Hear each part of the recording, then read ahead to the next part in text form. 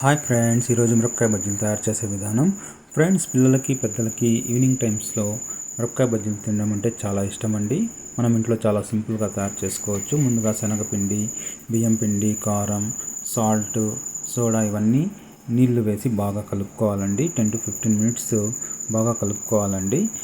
ఎక్కువ వదులు లేకుండా బాగా కలుపుకోవాలండి. చూడండి ఫ్రెండ్స్, ముందుగా తీసుకున్న మిరపకాయ బజ్జీలని ఈ విధంగా మధ్యలో కట్ చేసుకోవాలి. ఎక్కువ కారం వద్దనుకున్న వాళ్ళు మధ్యలో ఉన్న సీడ్స్ గింజల్ని తీసేసిన తర్వాత ఒక స్టవ్ మీద ఒక బాండి పెట్టి అందులో నూనె వేసి మోడరేట్గా వేడి చేసుకోవాలండి.